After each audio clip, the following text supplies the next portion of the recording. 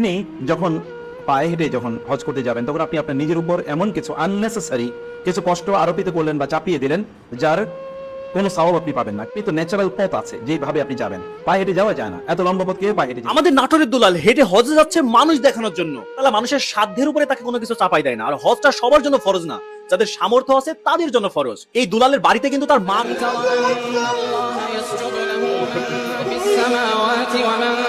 একজন মানুষ সাধারণত 5 কিলোমিটার, 10 কিলোমিটার কিংবা খুব বেশি হলে 50 বা 100 কিলোমিটার হাঁটার কথা। আসসালামু আলাইকুম, স্বাগতম আজকের আরও একটি নতুন ভিডিওতে। দর্শক, আশা করি সবাই ভালো আছেন। আলিফ মাহমুদের পর বাংলাদেশ থেকে এবার পায়ে হেঁটে হজে যাচ্ছেন নাটোরের দুলাল। আর এই পায়ে হেঁটে হজ নিয়ে গুরুত্বপূর্ণ বক্তব্য দিলেন এই হুজুরটি।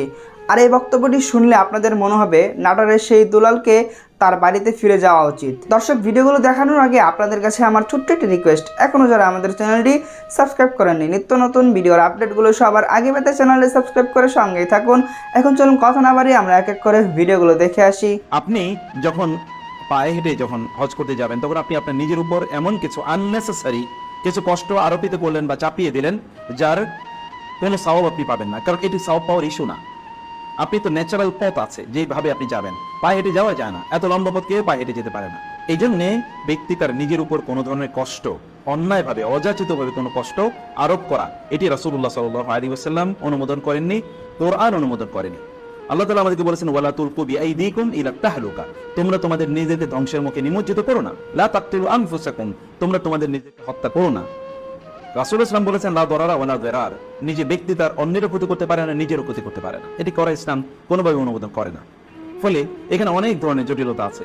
এখানে জীবনকে অপ্রয়োজনীয় রিস্কের মুখে ফেলে দেয়া এবং আপনার খুবই গুরুত্বপূর্ণ সময়, জীবন তো প্রচন্ড গুরুত্বপূর্ণ, তাই না? এর প্রত্যেকটা সেকেন্ড ম্যাটার করে। এই সেকেন্ড মানে এই জীবনটাকে আপনি অন্যায় ভাবে আপনি বা টাইমটাকে অন্যায় ভাবে আপনি খরচ করছেন।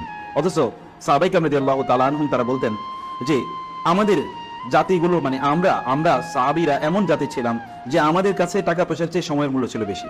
কি আমাদের কাছে টাকা চাইলে আমরা দিতে পারতাম, কিন্তু সময় চাইলে আমরা বলতে পারতাম না যে আমরা সময় দিতে পারবো কিনা। কারণ সময়ে এর মাধ্যমে আমরা আল্লাহর ইবাদত করি, আমরা আমাদের গুরুত্বপূর্ণ কাজগুলো করি। সময় তাদের কাছে এত গুরুত্বপূর্ণ ছিল।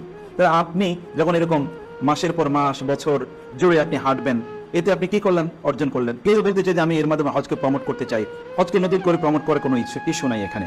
আল্লাহ তাআলা এটাকে প্রমোট করে দিয়েছেন যখন তিনি বলেছেন ওয়াযিন ফিন নাসি বিল হজ্জি ইয়াতুকা রিজালান ওয়া আলা কুল্লি দামিরি ইয়াতিনা মিন কুল্লি ফাজ্জিন আমিক লিয়াশহাদু মানাফিআ লাহুম, যে লোকেরা যারা হজ করতে যাবে এই ঘোষণা ইব্রাহিম আলাইহিস সালামের মাধ্যমে আল্লাহ তাআলা দিয়ে দিয়েছেন হাজার বছর আগে।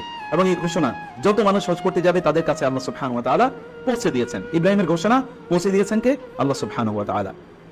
অথবা এটি একটি আননেসারি কাজ, এটির মধ্যে কোনো কল্যাণ নেই। এমনকি রাসূলুল্লাহ সাল্লাল্লাহু আলাইহি ওয়াসাল্লাম যখন বাইতুল্লাহ কোন একজন ব্যক্তিকে তিনি দেখলেন যে প্রচন্ড রোদের মধ্যে, উত্তাপের মধ্যে তিনি ওইখানে হেঁটে তিনি তাওয়াফ করছেন, খুবই কষ্ট করছেন, তিনি আসলে চলতে পারছেন না। তখন তিনি বলেন লোকের কি হয়েছে, যে ওটের উপর চড়েই তো তাওয়াফটি করতে পারতো।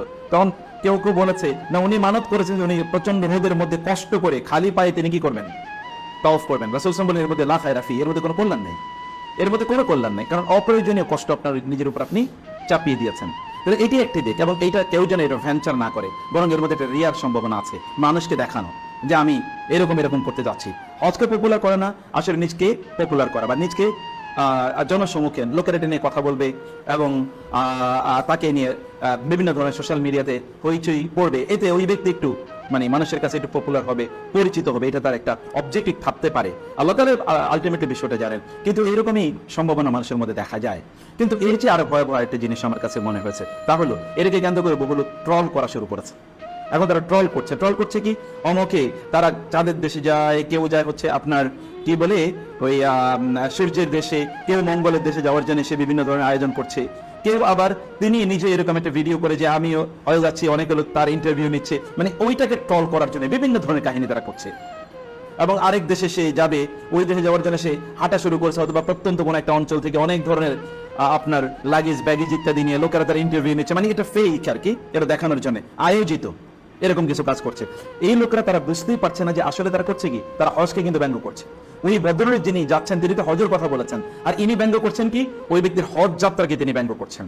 এটা ব্যঙ্গ করার ইস্যু নয়, এটা হচ্ছে নাসিহা করার ইস্যু। কিন্তু নাসিহাকে ব্যঙ্গ করে কখনো উপস্থাপন করা যায় না। এইভাবে ব্যঙ্গ করা, ক্যারিকেচার করা, অথবা ইসলামের কোন সিম্বলকে নিয়ে এইরকম কোন ট্রল করা, এটা কোনো অবস্থায় জায়েজ নেই। আমরা ওজনে একটা বিষয় দেখতে পাচ্ছি, কারণ ওলামায়ে কেরামের কোনো কথাকে নিয়ে, ইসলামের কোনো ইস্যুকে নিয়ে, অথবা এটাকে হাস্য রস করে মানুষের কাছে উপস্থাপন করার এক ধরনের প্রবণতা কিন্তু এখন সমাজে রয়েছে বা সোশ্যাল মিডিয়া জুড়ে রয়েছে। এটা ট্রল করা মানে ইসলামের কোন স্তম্ভকে নিয়ে ট্রল করা এবং ইসলামের স্তম্ভকে মানুষের সামনে হালকা করে উপস্থাপন করা, এটা নিয়ে কথা কম বলা, ব্যক্তিগতভাবে লোককে নাসিহা করা অথবা অন্য কেউ যেন না করে তাদেরকে নাসিহা করা, এটা হলো একটা স্টাইল।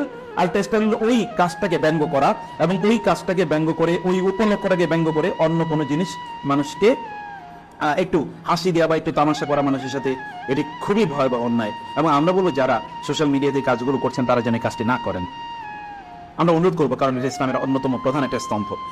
আমাদের নাটোরের দুলাল হেঁটে হজে যাচ্ছে মানুষ দেখানোর জন্য। চলুন আপনাদের প্রমাণ করে আমি দেখিয়ে দিচ্ছি। প্রথমে হজে যায় আলিফ মাহমুদ হেঁটে। তিনি বলেছিল যে আমার টাকার কোনো সমস্যা নাই, আমি হেঁটে হজে যাবো এটা নিয়ত করেছি, আমার হাঁটার অভ্যাস আছে। তিনি হেঁটে কিন্তু বাংলাদেশের অনেক জায়গায় ভ্রমণ করেছে, যার জন্য তার হেঁটে যাওয়াটা অনেক সহজ ছিল। কিন্তু আমাদের নাটোরের যে দুলাল, তিনি বলছে কি যে আমার কাছে কোনো টাকা নাই, কিন্তু আমার খুবই ইচ্ছা হজ করতে যাওয়ার, আমি টাকার সমস্যার জন্য হেঁটে হজে যাচ্ছি। এখানে হচ্ছে আমার মূল কথাটা। তিনি যদি আসলে টাকার সমস্যার জন্য হেঁটে হজে যান এবং তার যদি হাঁটার অভ্যাস না থাকে, তাহলে বাংলাদেশ থেকে সৌদি আরবে যেতে মিনিমাম 4টা দেশ তার পার করা লাগবে। এই 4টা দেশ হেঁটে যাওয়া তার পক্ষে কিন্তু এতটা সহজ না। তিনি বলছেন আমি প্রত্যেকদিন 40 কিলোমিটার করে হেঁটে 200 দিনে হাঁটা কমপ্লিট করব। একটা ব্যক্তির যখন অভ্যাস না থাকে, তাহলে প্রত্যেকদিন 40 কিলোমিটার সে হাঁটতে পারবে না। আবার এর ভিতরে তার অসুস্থতা আছে, ঝড় বৃষ্টি বাদল, অতি রোদ, অনেক সমস্যা কিন্তু রয়েছে। কিন্তু সব সমস্যার বড় সমস্যা টাকার সমস্যা। তিনি যদি নিতান্তই টাকার সমস্যার জন্য হেঁটে হজে যান, তাহলে যাওয়ার পরে আসার সময় কি তিনি আবারও হেঁটে আসবেন নাকি বিমানে করে আসবেন? আলিফ মাহমুদ কিন্তু হেঁটে গিয়েছিল, কিন্তু আসার সময় বিমানে এসেছিল, কারণ তার টাকার সমস্যা ছিল না, সে হেঁটে হজে যাবে এটা নিয়াত করছিল। কিন্তু এই যে দুলাল, তিনি বলছে অনেকে এখন আমার কাছ থেকে বিকাশ নাম্বার নগদ নাম্বার চাচ্ছে আমাকে আর্থিক সহযোগিতা করার জন্য, কিন্তু তিনি কাউকে নগদ বিকাশ নাম্বার দিচ্ছে না, আর্থিক সহযোগিতা নিবে না। হ্যাঁ, মানলাম তিনি হেঁটে হজে যাবে, টাকার সমস্যা, তাহলে আসার সময় তিনি বিমানে আসবে, তখন তার টাকার সমস্যা থাকবে না? এখন আসলে যদি তার টাকার সমস্যা থেকে থাকে, আসার সময় তাকে হেঁটে আসা লাগবে। তার মানে একটা ব্যক্তি এখান থেকে সৌদি আরব প্রায় 6000 কিলোমিটারের উপরে, যাওয়া আসা মিলে 12,000 কিলোমিটারের উপরে একটা ব্যক্তির কি হাঁটা সম্ভব?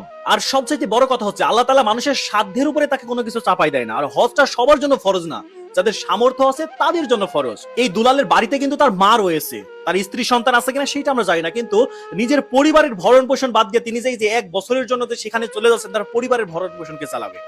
তার নিজেরই তো সামর্থ্য নাই নিজে চলার মতো, তাহলে হজ কেন তাকে করতে হবে? হ্যাঁ, এখন অনেকেই বলতে পারেন যে তিনি শখ করেছেন। হজ এমন একটি ইবাদত যেটা শখ করে করার জিনিস না, যাদের সামর্থ্য আছে তারাই হজ করবে। তাই আমাদের নাটোরের দুলাল যেহেতু টাকার সমস্যার জন্য যাচ্ছে, এখানে আমার একটা প্রশ্নই থেকে যায় যে যাওয়ার সময় যদি তিনি হেঁটে যায় টাকার সমস্যার জন্য, আসার সময় কি তিনি কি টাকার সমস্যার জন্য হেঁটে আসবে নাকি বিমানে করে আসবে? এই প্রশ্নটা আপনাদের কাছে রেখে গেলাম, একটু কমেন্টে জানিয়ে দিন। দর্শক, আশা করি ভিডিওগুলো সম্পূর্ণ দেখেছেন। এই ভিডিও সম্পর্কে যদি আপনার কোনো মতামত থাকে তাহলে অবশ্যই কমেন্ট করে জানাবেন।